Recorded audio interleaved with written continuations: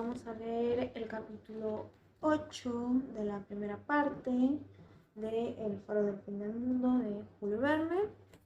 Y decir que esta ya es la última lectura de la primera parte y ya vamos a empezar con la segunda parte. No se olviden de seguirnos en nuestras redes de Facebook, Instagram, Wattpad y TikTok.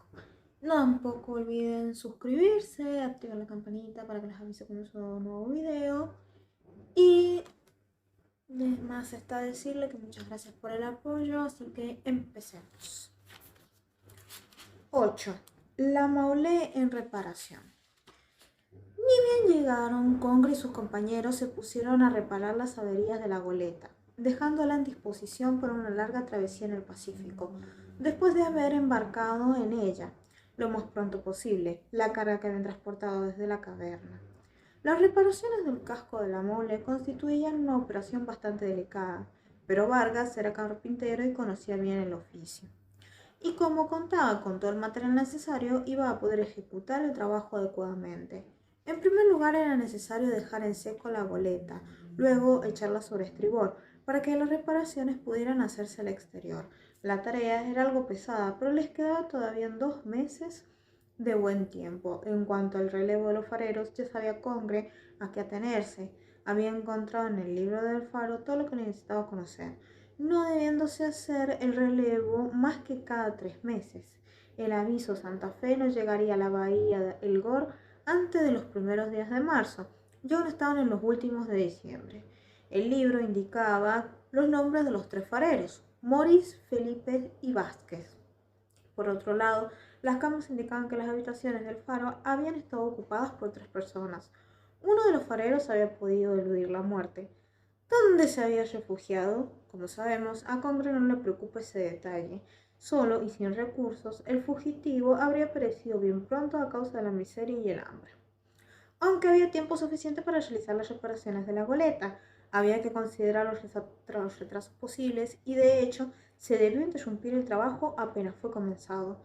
La tierra estaba tan desierta como la bahía, sin que la animaran más que los alaridos y el vuelo de los millares de pájaros que anidaban entre las rocas. Hacia las 11 de la mañana el bote atracó frente a la caverna. Congre y Calcante dejaron la barca al cuidado de 2 de sus hombres y se dirigieron a la caverna, de la que salieron media hora más tarde. Les pareció que todo estaba como ellos lo habían dejado. Por otra parte, había objetos de cualquier tipo y en grandes cantidades, por lo que hubiera sido muy difícil comprobar la ausencia de alguno. Congre y su compañero sacaron 2 cajas cuidadosamente cerradas que habían obtenido del naufragio de un barco inglés, cargadas de moneda de oro y piedras preciosas. Las depositaron en el bote y se disponían a partir cuando Congre decidió acercarse hasta el cabo San Juan. Desde allí se puede observar el litoral en dirección norte y sur. Carcante y él llegaron hasta la cumbre del acantilado y luego descendieron hasta la extremidad del cabo. Desde este sitio se llegaba a contemplar por un lado hasta el estrecho de Lemer y por el otro hasta la punta Several. Acaban de concluir la descarga de la Maulé, cuando al día siguiente el tiempo sufrió un brusco cambio. Durante la noche el horizonte se colmó de masas densas de nubes negruzcas. En tanto que la temperatura se elevaba hasta los 16 grados centígrados, el barómetro caía súbitamente, indicando tempestad. El cielo fue atravesado por numerosos relámpagos. Por todas partes se estallaron los truenos. El viento se desencadenó con descomunal violencia. El mar, enfurecido, saltaba sobre los arrecifes para estrellarse contra el acantilado de la costa. Era una suerte que la Maulé estuviese anclada en la bahía del Gor, protegida contra el viento del sudeste. Con un tiempo así, incluso un barco de mucho tonelaje, fuera velero o vapor, hubiese corrido el riesgo de perecer estrellado contra las costas de la isla, con mayor razón un barco pequeño como la Maulé. La tormenta era de fuerza tal que parecía que una sola gigantesca ola invadía toda la caleta. La mar alcanzaba el alojamiento de los fareros y los golpes del mar llegaban hasta el bosquecillo de hayas. Congre y sus compañeros se esforzaron por mantener la Maulé en su fondeadero. Varias veces estuvo a punto de desprenderse del ancla, amenazando estrellarse en la playa. Por un momento se temió una catástrofe total. Aunque, velando día y noche por la goleta, la pandilla se había instalado en los anexos del faro, donde la tormenta no los afectaba. Allí habían trasladado las camas de a bordo, disponiendo de espacio suficiente para alojar a todos los hombres. En todo el tiempo que llevaron en la isla de los estados, jamás habían gozado de un alojamiento tan confortable. En cuanto a provisiones, no había motivo por el cual preocuparse. Los almacenes del faro ofrecían cantidad suficiente para mantener doble número de bocas, y en caso de necesidad se hubiera podido recurrir a las reservas de la caverna. En suma, el abastecimiento de la goleta alcanzaría para una larga travesía en los mares del Pacífico. El mal tiempo duró hasta el 12 de enero. Toda una semana se había perdido. En esas condiciones había resultado absolutamente imposible trabajar. Congre creyó prudente meter una parte del lastre en la goleta, que daba vueltas como un bote. El viento cambió durante la noche del 12 al 13 y saltó bruscamente de cuadrante. Durante esta semana había pasado un barco por las inmediaciones de la isla de los estados. Como era de día, no pudo comprobar si el faro funcionaba. Navegaba con enseña francesa en dirección al estrecho de Lemaire. Pasó unos 5 kilómetros de la costa y fue necesario utilizar larga vista para reconocer su nacionalidad. Si Vázquez le hizo señales desde el Cabo San Juan, indudablemente no fueron advertidas a bordo, pues un capitán francés no hubiera vacilado en poner la proa a tierra para rescatar a un náufrago. En la mañana del 13, el lastre de la goleta fue de nuevo desembarcado y el examen de la abertura pudo hacerse con más detenimiento que en el Cabo San Bartolomé. El carpintero declaró que los daños eran más graves de lo que al principio se pensaba. Resultaba claro que el barco no hubiera podido extender su navegación más allá de la bahía del Gore. Había necesidad, por lo tanto, de ponerlo en seco, a fin de proceder a la reparación. El carpintero Vargas, auxiliado por sus compañeros, no dudó en llevar a cabo su trabajo. Si no lograba, hubiera podido ser imposible que la mole se aventurase a través del Pacífico. En aquel estado, la primera maniobra era acostar a la goleta en la playa, para lo cual hacía falta el auxilio de la marca. Había que esperar otros 2 días para llegarse la gran marea de la nueva luna, que permitiría conducir la goleta bastante tierra adentro para que permaneciese en seco durante el tiempo necesario. Congre y Carcante aprovecharon esta demora para volver a la caverna, y esta vez lo hicieron con el bote del faro, más grande que la barca de la Maule. En ella transportan una parte de los objetos de valor, como el oro y la plata, procedentes del pillaje, y alhajas y otras materias preciosas que depositarían en el almacén del faro. La chalupa partió en la mañana del 14 de enero. El reflejo se hacía sentir intensamente. El tiempo había mejorado bastante. Los rayos del sol se filtraban entre las nubes que se dirigían hacia el sur, empujadas por una ligera brisa. Antes de partir, siguiendo su cotidiana costumbre, Carcante había subido a la galería del faro para observar el horizonte. El mar estaba desolado. Ningún navío se descubría en toda la existencia del horizonte, ni siquiera una de esas barcas de pescadores que se arriesgan a veces hasta las proximidades de los islotes New Year. La isla aparecía también desierta, a menos que todo aquello que se llegaba a ver. Mientras la chalupa descendía por la corriente, Congre observaba atentamente las 2 orillas de la bahía. ¿Dónde se habría metido el tercer farero que había escapado de la muerte? Aunque no fuera para él motivo de inquietud, era evidente que lo mejor hubiera sido desembarazarse de aquel. No hay nadie, dijo Carcante. Nadie, contestó Congre. A las 3 estaban de regreso en la bahía.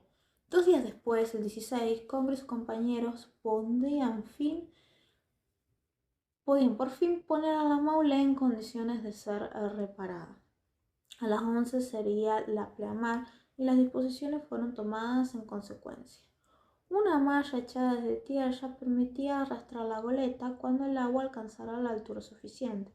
En realidad, la operación no implicaba ningún tipo de dificultad o riesgo, todo dependía de la marea.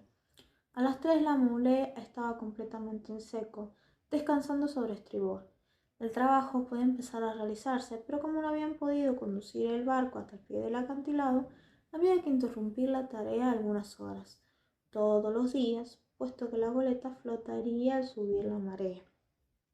Sin embargo, como a partir de aquel mismo día el mar iba perdiendo su altura, la tarea podía proseguirse sin otro entorpecimiento durante una quincena. Vargas se puso inmediatamente a la obra. Los pescadores de la banda poco podían hacer por ayudarlo.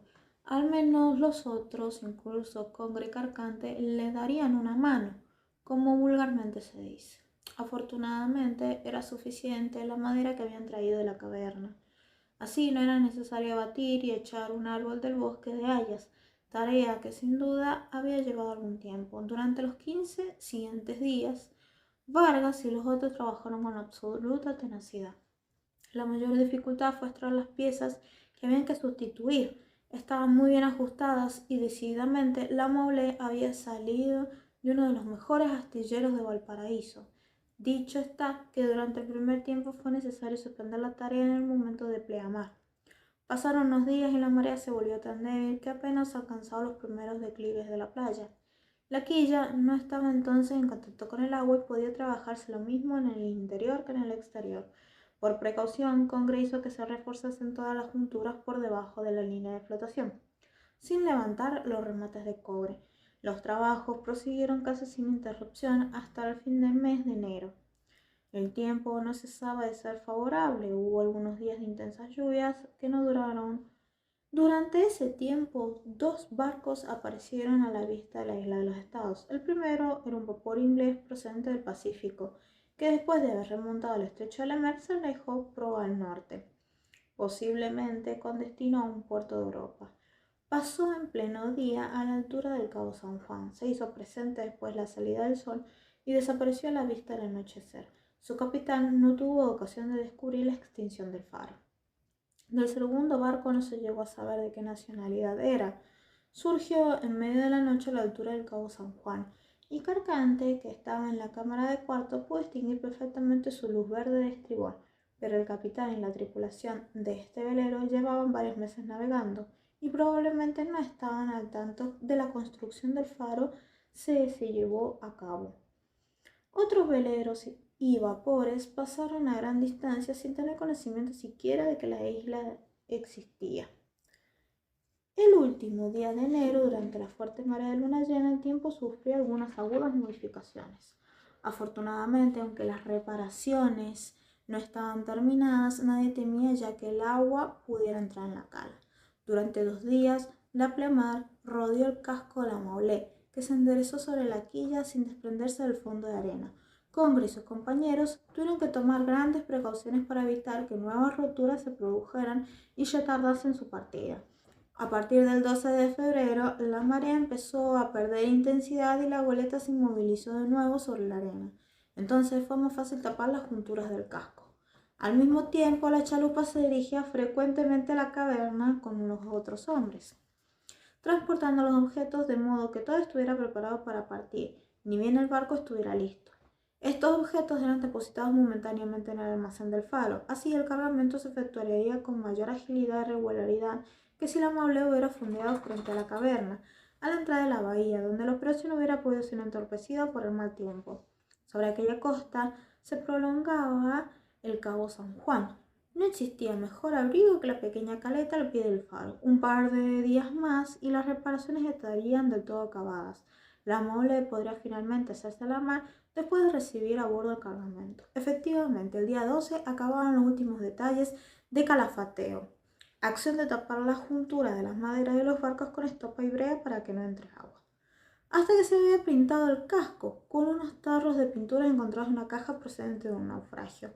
Congre decidió cambiarle el nombre a la goleta, bautizándola con el de Carcante, en honor a su segundo. El cargamento hubiera podido iniciarse, pero, para disgusto de Congre y sus compañeros impacientes por abandonar la isla, fue necesario esperar la próxima marea para poner a la goleta a flote. La marea se produjo el 14 de febrero. Aquel día la quilla se desprendió de su lecho de arena y se deslizó sin esfuerzo, quedando a flote en la bahía. Solo restaba ocuparse de la carga. Si nada nuevo acaecía, la Carcante podría en breve abandonar la bahía del Gor, descendiendo hacia el estrecho de La Mer y navegar a toda vela hacia los mares del Pacífico.